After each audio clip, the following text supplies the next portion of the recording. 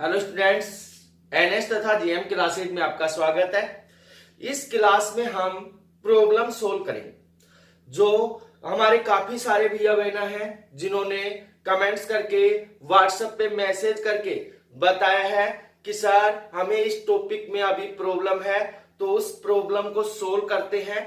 तो चलते हैं। फर्स्ट जो आपके पास में जो प्रॉब्लम है वो है साइक्लोट्रॉन कि साइक्लोट्रॉन होता क्या है, साइक्लोट्रॉन की बनावट क्या है। हमारे काफी सारे भैयाओं को साइक्लोट्रॉन की कार्य प्रणाली के अंदर प्रॉब्लम है।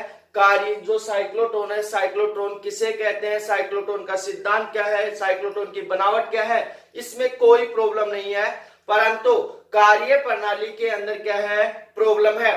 तो इस टॉपिक को मैं पूरे को दोबारा से समझा देता हूं कि साइक्लोट्रॉन होता क्या है। आपके पास में साइक्लोट्रॉन किसे कहते हैं, डेफिनेशन ध्यान से सुनना। वह उपकरण या युक्ति जिसकी सहायता से निम्न ऊर्जा के धनावेशित कण कौन कौन से होते हैं, प्रोटॉन, न्यूट्रॉन, अल्फा कण आदि को उच्च ऊर्जा क्या की जाती है, प्रदान की जाती है, या उच्च ऊर्जा से क्या किया जाता है, त्वरित किया जाता है। तो वह उपकरण क्या कहलाता है, साइक्लोट्रॉन कहलाता है। क्या कहलाता है, साइक्लोट्रॉन कहलाता है। अगर ये डेफिनेशन समझ में नहीं आई है तो दूसरी डेफिनेशन समझना। वह उपकरण जिसकी सहायता से भारी धनावेशित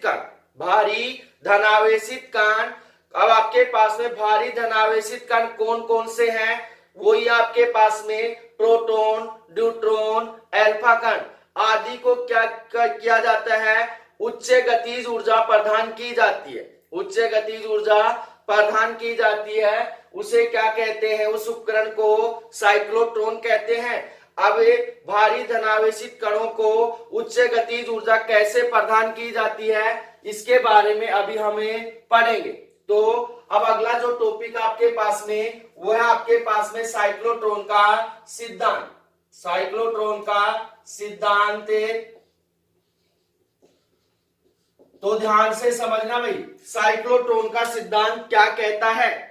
आपके पास में साइक्लोट्रॉन के अंदर बहुत शक्तिशाली चुंबकीय क्षेत्र लगाया जाता है। साइक्लोट्रॉन के दोनों सिरों के ऊपर बहुत शक्तिशाली लंबवत चुंबकीय क्षेत्र लगाया जाता है, और इस शक्तिशाली चुंबकीय क्षेत्र के मध्य धनावेशित कण को रखा जाता है, जिसके कारण जो आपके पास धनावेशित कण है वो बार बार क्या करता है, वर्ताकार पथ के अंदर गति करता है। बार बार क्या करता है, वर्ताकार पथ के अंदर गति करता है, और बार बार वर्ताकार पथ में गति करेगा तो एक स्थिति ऐसी आएगी कि उसकी ऊर्जा क्या होगी, जो गतिज ऊर्जा होगी वो क्या होगी, अधिकतम होगी, क्योंकि उसके वर्ताकार पथ की त्रिज्या के अंदर क्या होती रहती है, वृद्धि होती रहती है। इसके कारण उसकी गतिज ऊर्जा क्या हो जाती है, अधिकतम हो जाती है। जब उसकी गतिज ऊर्जा अधिकतम होती है तो साइक्लोट्रॉन से क्या करते हैं, कण को बाहर निकाल लेते हैं, और इसका उपयोग हम कहाँ करते हैं, नाभिकीय अभिक्रियाओं की संरचना में करते हैं। ये हो गया इसका सिद्धांत। अब इसके अंदर जो अगला पॉइंट है वो है आपके पास में साइक्लोट्रॉन की बनावट। तो बनावट क्या होगी, ध्यान देना भाई, साइक्लोट्रॉन की बनावट। साइक्लोट्रॉन की बनावट क्या है, डेफिनेशन या इसको अच्छे से समझना कि आपके पास में साइक्लोट्रॉन के अंदर दो अर्धवर्ताकार, साइक्लोट्रॉन के अंदर दो अर्धवर्ताकार, अंग्रेजी अक्षर कैपिटल डी के भांति, अंग्रेजी अक्षर कैपिटल डी के भांति खाली पात्र होते हैं। अर्धवर्ताकार अंग्रेजी अक्षर डी के कैपिटल डी के भांति क्या होते हैं, खाली पात्र होते हैं, और इन पात्रों को क्या कर दिया जाता है, दोनों को जो इसका व्यास है, व्यास के समांतर अल्प दूरी के ऊपर रखा जाता है। जैसे आपके पास में ये है और आपके पास में क्या है, ये है, ये मान लिया अर्धवृत्त है और ये क्या है, अर्धवृत्त है। दोनों को व्यास के समांतर अल्प दूरी, इनके मध्य अल्प दूरी के ऊपर क्या किया जाता है, रखा जाता है, तथा इन दोनों को, जो आपके पास खाली पात्र है, इन दोनों को क्या कहते हैं, डीज कहते हैं। क्या कहते हैं, डीज। तो ध्यान देना भैया, इन दोनों खाली पात्रों को हम क्या कह रहे हैं, डीज कह रहे हैं। तो उससे आगे समझना कि आपके पास में दोनों डीज को उच्च प्रत्यावर्ती धारा स्रोत से जोड़ दिया जाता है। किससे जोड़ दिया जाता है, उच्च प्रत्यावर्ती धारा स्रोत, अल्टरनेटिव करंट से जोड़ दिया जाता है, तथा दोनों डीज के मध्य एक क्या रखा जाता है, धनावेशित कण उत्पन्न करने वाला स्रोत एस रखा जाता है। धनावेशित कण उत्पन्न करने वाला स्रोत रखा जाता है, तथा दोनों डीज के ऊपर लंबवत शक्तिशाली चुंबकीय क्षेत्र लगाया जाता है। दोनों डीज के ऊपर लंबवत शक्तिशाली चुंबकीय क्षेत्र लगाया जाता है। अब यहाँ पे ध्यान देना कि आपके पास में यहाँ जो हमने प्रत्यावर्ती धारा स्रोत जोड़ा है वो दोनों डीज के मध्य लगाया है। कहाँ लगाया, दोनों डीज के मध्य। और शक्तिशाली चुंबकीय क्षेत्र को हमने कहाँ लगाया है, दोनों डीज के ऊपर लंबवत लगाया है। दोनों डीज के ऊपर क्या लगाया है, लंबवत लगाया है। अब आपके पास में यहाँ क्वेश्चन बनता है कि जो आपके पास में विद्युत क्षेत्र है वो क्या उत्पन्न करता है, क्योंकि प्रत्यावर्ती धारा स्रोत से क्या उत्पन्न होगा, विद्युत क्षेत्र उत्पन्न होगा। तो विद्युत क्षेत्र क्या उत्पन्न करता है, और आपके पास में जो चुंबकीय क्षेत्र वो क्या उत्पन्न करता है। तो ध्यान देना कि आपके पास में जो विद्युत क्षेत्र है इस कण को क्या करता है, ऊर्जा प्रदान करता है। जो धनावेशित भारी कण है उसको क्या प्रदान करता है, ऊर्जा प्रदान करता है। परंतु आपके पास में जो इसके लंबवत लगा हुआ शक्तिशाली चुंबकीय क्षेत्र है, इस धनावेशित कण को क्या करता है, वर्ताकार पथ के अंदर गति करवाता है। क्या करवाता है, गति करवाता है। तो आपके पास में ये हो गई इसकी बनावट। अब इसमें अगला जो पॉइंट है वो है कार्य प्रणाली। कार्य प्रणाली को भी अच्छे से समझ लो। कार्य प्रणाली क्या होगी, ध्यान देना कि आपके पास में एक डीज है, क्या है वो, सॉरी साइक्लोट्रॉन है। अब साइक्लोट्रॉन के अंदर क्या होता है, दो डीज होते हैं। क्या होते हैं, दो डीज होते हैं। इन दोनों डीज के मध्य क्या लगाते हैं, प्रत्यावर्ती धारा स्रोत लगाते हैं, एसी। प्रत्यावर्ती धारा स्रोत एसी लगाते हैं, तथा इनके ऊपर क्या लगाते हैं, शक्तिशाली चुंबकीय क्षेत्र लगाते हैं। इनके ऊपर शक्तिशाली लंबवत चुंबकीय क्षेत्र एन और एस लगाया जाता है, और इनके मध्य क्या रखा जाता है, एक धनावेशित कण उत्पन्न करने वाला स्रोत एस रखा जाता है। तो यहाँ पे ध्यान देना भाई कि कार्य प्रणाली के अंदर क्या होगा कि जैसे ही हम क्या करते हैं, दोनों डीज को प्रत्यावर्ती धारा स्रोत से जोड़ते हैं, तो दोनों डीज के मध्य क्या उत्पन्न होता है, विद्युत क्षेत्र उत्पन्न होता है। आपके पास जैसे ही इनके अंदर धारा प्रवाहित होगी तो दोनों डीज के मध्य जो अल्प दूरी है उसके अंदर क्या उत्पन्न होता है, विद्युत क्षेत्र उत्पन्न होता है। और आपके पास में दोनों डीज की जो ध्रुवता है वो लगातार क्या होती रहती है, परिवर्तित होती रहती है। कैसे परिवर्तित होती है ये मैं अभी समझा रहा हूं कि आपके पास में जो प्रत्यावर्ती धारा स्रोत है या प्रत्यावर्ती जो धारा होती है वो समान दो भागों के अंदर चलती है। कितने भागों के अंदर चलती है, दो भागों के अंदर चलती है। इसका आधा भाग क्या होता है, धनात्मक होता है, और आधा भाग क्या होता है, ऋणात्मक होता है। तो यहाँ पे जैसे ही आपके पास में एसी प्रत्यावर्ती धारा स्रोत इससे जोड़ेंगे साइक्लोट्रॉन से, तो आपके पास में यहाँ क्या उत्पन्न होगा, विद्युत क्षेत्र उत्पन्न होगा, और उसकी ध्रुवता लगातार क्या होती रहेगी, परिवर्तित होती रहेगी। क्योंकि आधे चक्कर के लिए धनात्मक होगी, आधे चक्कर के लिए क्या होगी, ऋणात्मक होगी। तो अब यहाँ पे समझना, वही चित्र है, यहां समझा रहा हूं कि आपके पास में प्रारंभ के अंदर जो D1 है, इसको D1 मान लो, इसको क्या मान लो, D2 मान लो। तो जो D1 है वो मान लिया आपके पास में कैसा है, धनात्मक है, इसकी ध्रुवता कैसी है, धनात्मक है। और दूसरे D2 की क्या है, ऋणात्मक है। क्या है, ऋणात्मक है।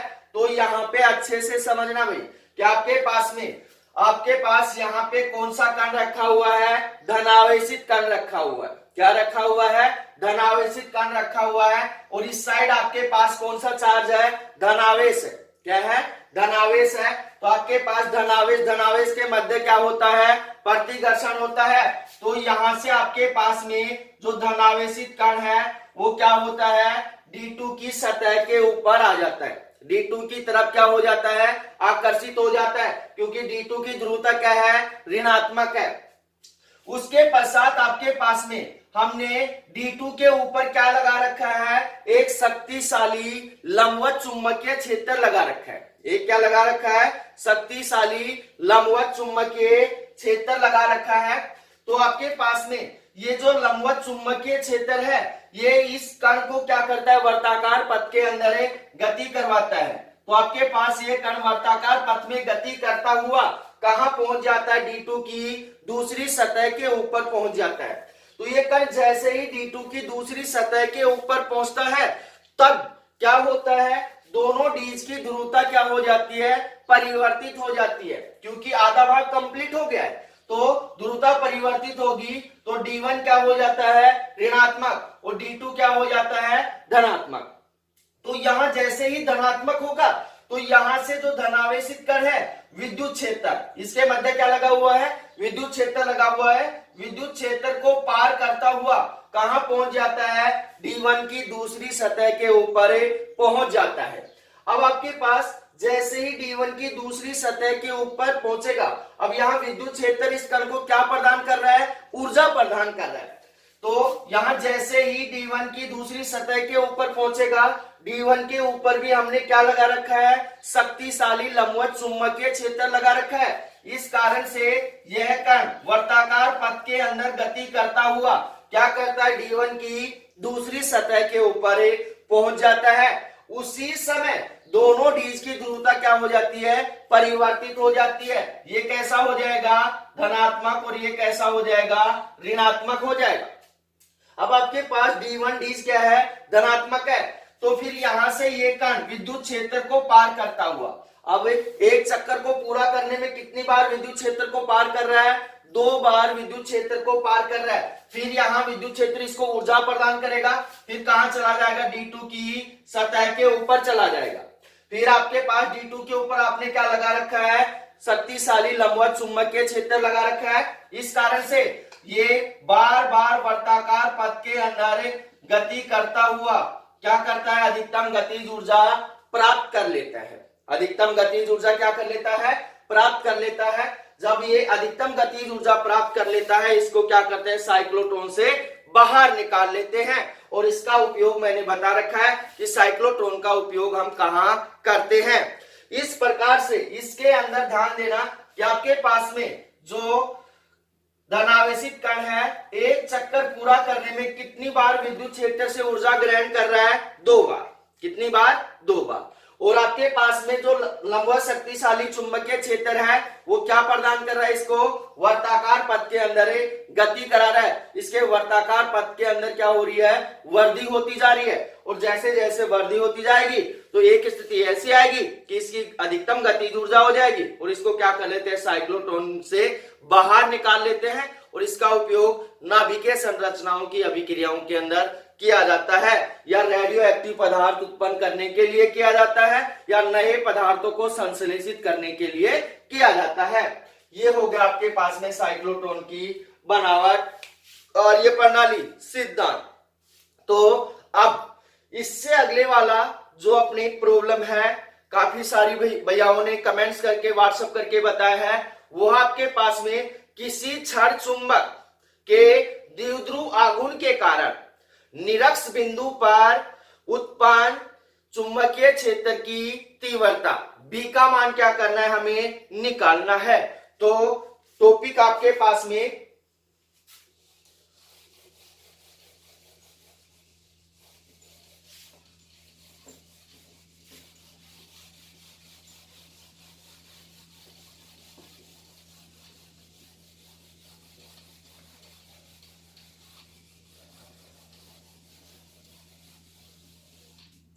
टॉपिक यह है, किसी छड़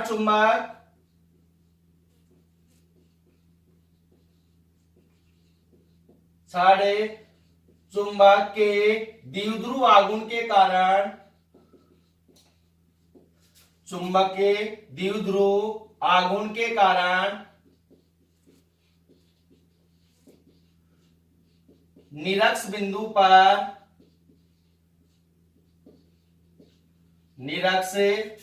पर उत्पन्न चुंबकीय क्षेत्र की तीव्रता,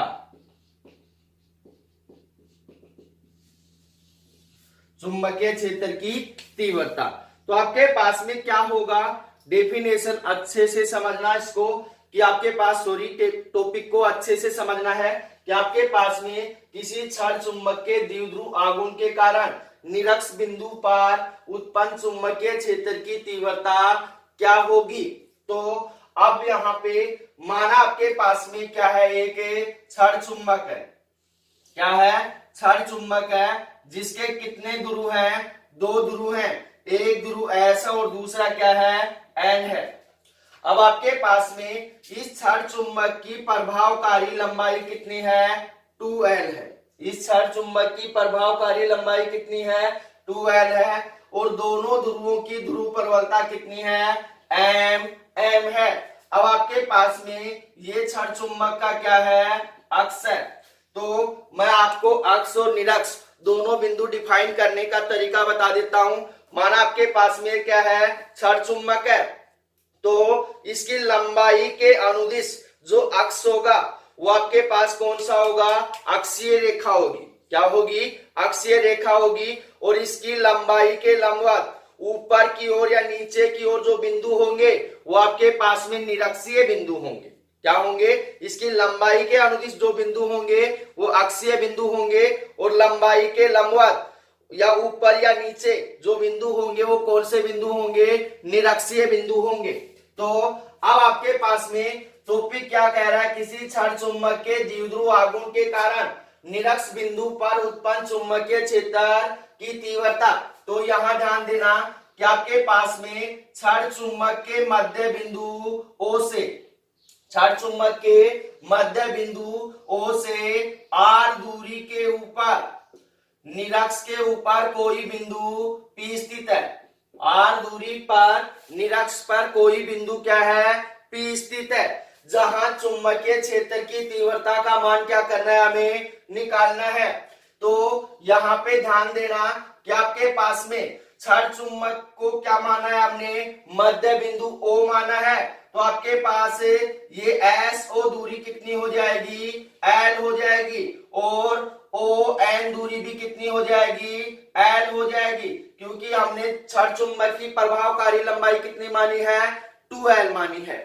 तो अब यहाँ पे ध्यान देना, माना आपके पास में जो S ध्रुव है उसके कारण जो उत्पन्न चुंबकीय क्षेत्र है वो मान लिया कितना है, B1 है, और S ध्रुव के कारण जो उत्पन्न चुंबकीय क्षेत्र है वो मान लिया कितना आपके पास में, B2 है।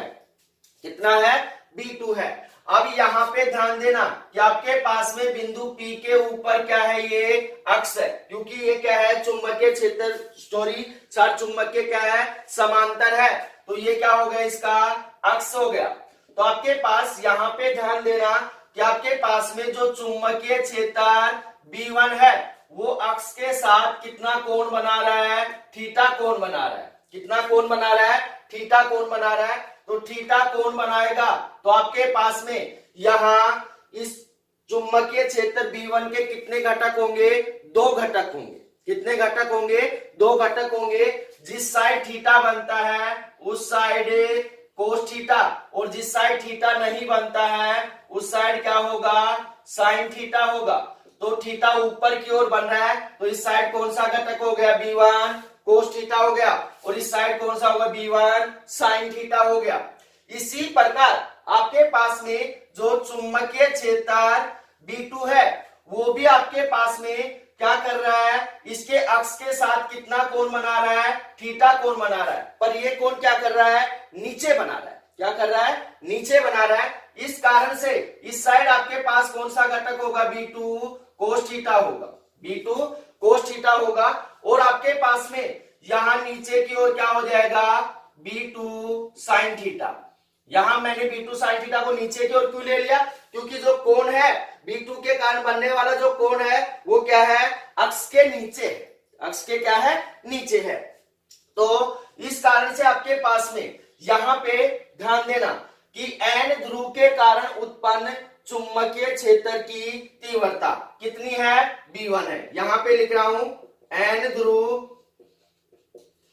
के कारण बिंदु P पर उत्पन्न चुंबकीय क्षेत्र की तीव्रता कितनी है आपके पास में, b1। b1 बराबर क्या होगा आपके पास में, म्यू नोट अपॉन में 4 पाई, और क्या हो जाएगा आपके पास, यहां चुंबकीय क्षेत्र की तीव्रता है तो कितना होगा आपके पास में, यहां पे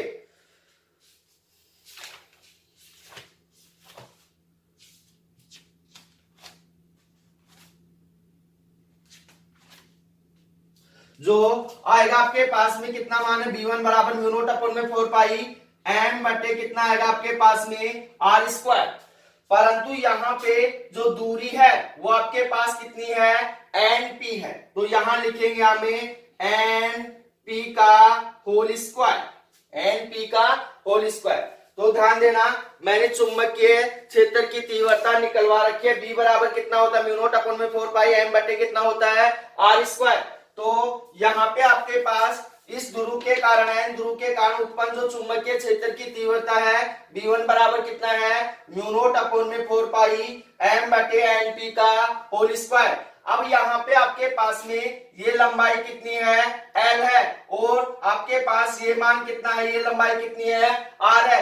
क्या बना हुआ है, समकोण त्रिभुज बना हुआ है, तो आपके पास कर्ण स्क्वायर, ये क्या हो गया इसका कर्ण स्क्वायर बराबर क्या होगा, आधार स्क्वायर प्लस में लंब स्क्वायर। तो यहाँ पे कितना मान हो जाएगा, under root l square plus में r स्क्वायर, और ये मान भी कितना होगा, under root l square plus में r स्क्वायर। तो यहाँ np का मान कितना है, np का मान under root l square plus में r स्क्वायर। तो n बराबर हो जाएगा आपके पास b1 बराबर कितना हो जाएगा, b1 बराबर म्यू नोट अपॉन में 4 पाई m बटे कितना हो जाएगा, under root l square plus में r स्क्वायर का होल स्क्वायर। स्क्वायर से अंडर रूट क्या हो गया, कैंसिल हो गया। तो आपके पास b1 बराबर क्या मान आ गया, b1 बराबर मान आ गया म्यू नोट अपॉन में 4 पाई, और क्या हो जाएगा, m बटे कितना हो गया आपके पास, l स्क्वायर प्लस में r स्क्वायर, समीकरण नंबर 1।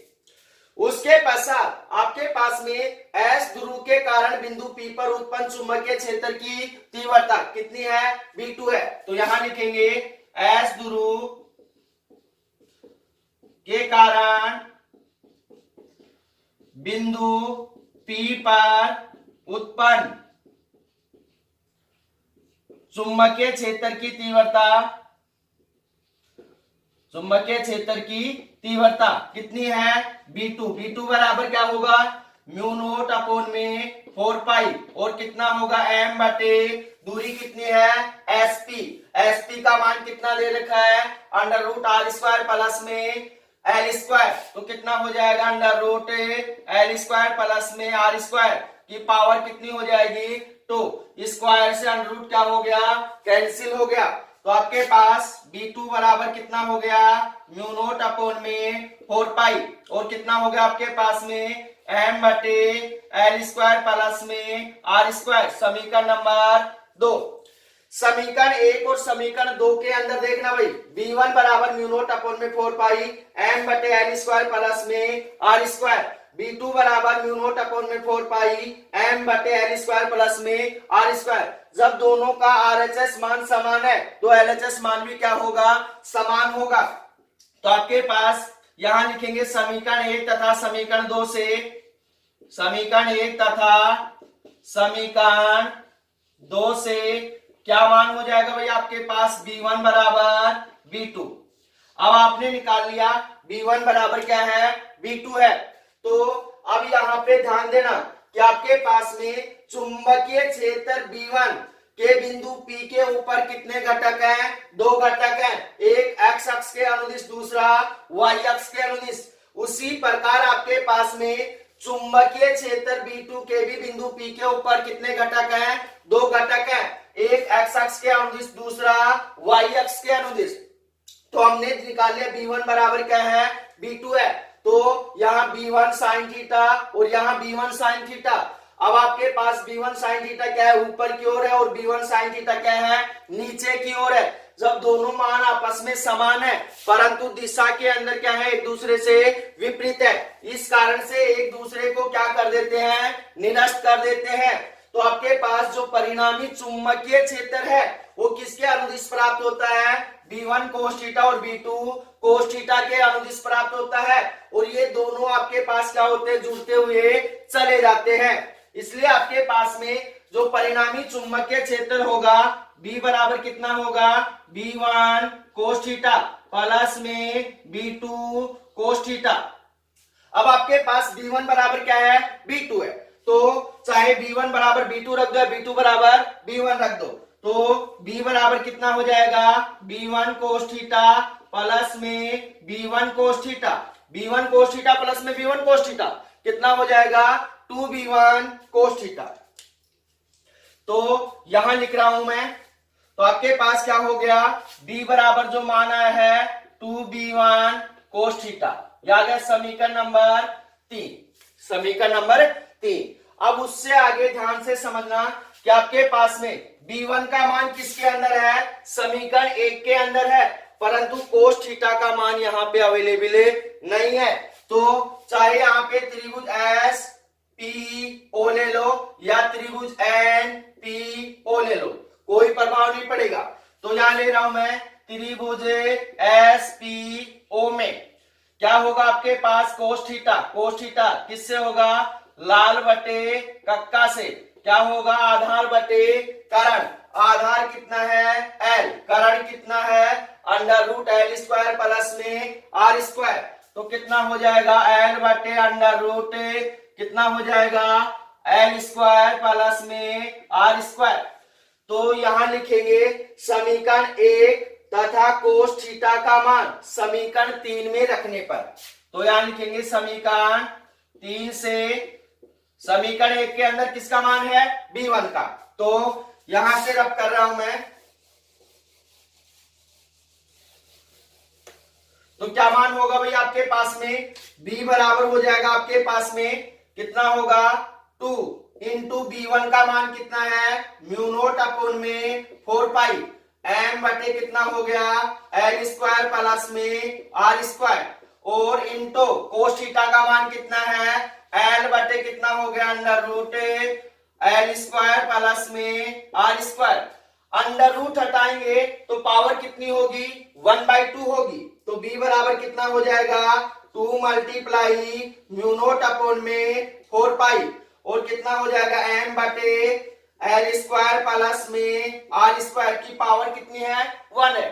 तो और यहाँ इंटू कितना हो जाएगा, L बटे यहाँ हो जाएगा L स्क्वायर प्लस में R स्क्वायर की पावर कितनी हो जाएगी, 1/2, क्योंकि अंडर रूट को हटाएंगे पावर किस में चली जाएगी, 1/2 में चली जाएगी। तो अब इससे आगे कैसे सोल्व करेंगे उसके ऊपर ध्यान देना। अब आपके पास में यहाँ पे L स्क्वायर प्लस में R स्क्वायर की पावर कितनी है, 1 है। L स्क्वायर प्लस में R स्क्वायर की पावर कितनी है, 1/2 है। दोनों का आधार समान है, दोनों संख्या किसके अंदर है, गुणा के अंदर है। दोनों के ऊपर पावर क्या हो जाएंगी, जुड़ जाएंगी। 1 प्लस में 1/2 कितना हो जाएगा, 3/2। तो आपके पास B बराबर यहाँ 2 है, इस 2 को इस l के साथ मल्टीप्लाई कर सकते हैं, करेंगे तो आपके पास क्या होगा, म्यू नॉट अपॉन में 4 पाई और कितना हो जाएगा, यहाँ हो जाएगा आपके पास में into m into 2l, m into 2l बटे पावर कितनी हो जाएगी आपके पास, सॉरी l स्क्वायर प्लस में r स्क्वायर की पावर हो गई कितनी, 3/2, 3/2।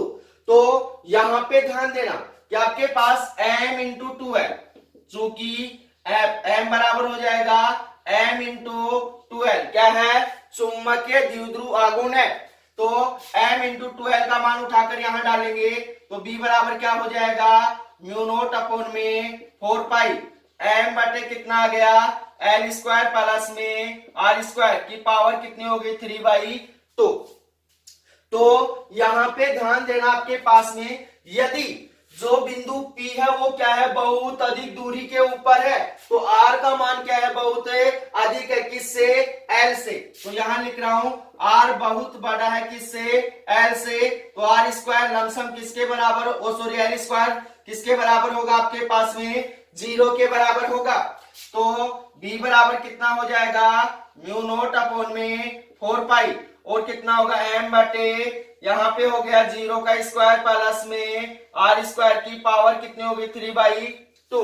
अब यहाँ 0 का कोई महत्व नहीं है, तो b बराबर कितना हो जाएगा आपके पास में, म्यू नॉट अपॉन में 4 पाई और m बटे कितना हो गया, r स्क्वायर के ऊपर पावर कितने, 3/2। पावर के ऊपर पावर होती है तो दोनों आपस में क्या हो जाती हैं, मल्टीप्लाई हो जाती है, इसलिए 2 से 2 क्या हो गया, कैंसिल। b बराबर कितना हो गया, म्यू नॉट अपॉन में 4 पाई m बटे कितना हो गया, r3।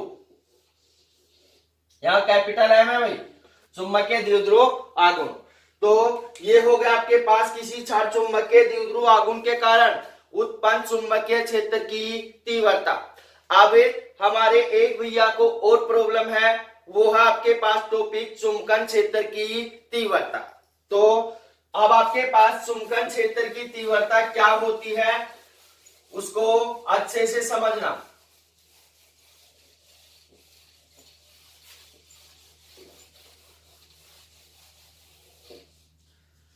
जो टॉपिक आपके पास में अगला वो है आपके पास में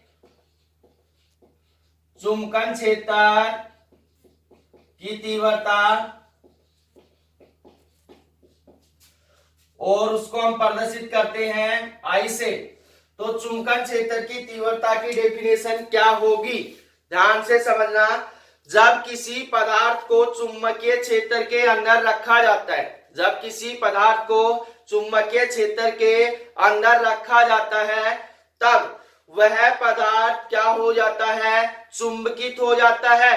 तो उस पदार्थ के चुंबकित होने की जो सीमा है उसे क्या कहते हैं, चुंबकान तीव्रता कहते हैं। चुंबकित होने की जो सीमा है उसे क्या कहते हैं, चुंबकान तीव्रता कहते हैं। अगर ये डेफिनेशन समझ में नहीं आई है तो आई बराबर होता है आपके पास में m बटे v।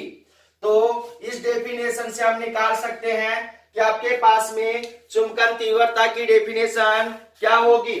तो किसी पदार्थ के एकांक आयतन में v बराबर एकांक आयतन में उत्पन्न चुंबकीय द्विध्रुव आघूर्ण के मान को ही क्या कहते हैं, चुंबकन तीव्रता कहते हैं। तो डेफिनेशन ध्यान से सुनना कि एकांक आयतन में उत्पन्न चुंबकीय द्विध्रुव आघूर्ण के मान को ही क्या कहते हैं, चुंबकन तीव्रता कहते हैं। इसलिए आपके पास आई बराबर m बटे v। अब इसके नीचे जो भैया को प्रॉब्लम थी वो ये है कि जो चुंबकन तीव्रता है क्या है, एक सदिश राशि है। कैसी राशि है, सदिश राशि है। और इसकी जो दिशा होती है वो क्या होती है, एस ध्रुव से एन ध्रुव की ओर होती है, एस ध्रुव से एन ध्रुव की ओर होती है। अब हमारे भैया को क्या प्रॉब्लम थी वो ध्यान से समझना कि आपके पास में इसका जो मात्रक होता है एम्पियर मीटर होता है। क्या होता है, एम्पियर मीटर होता है।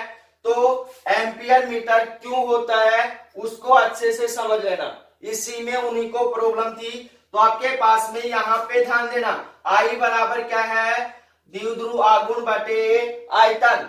माना आपके पास में कोई क्षण चुंबक है जिसकी आपके पास में लंबाई कितनी है 2L है और उसका क्षेत्रफल कितना है A है। तो आपके पास में और इसके एक ध्रुव की ध्रुव प्रबलता कितनी है स्मॉल m है। तो आपके पास में जो चुंबकीय द्विध्रुव आघूर्ण होता है m बराबर क्या होता है m इंटू 2L।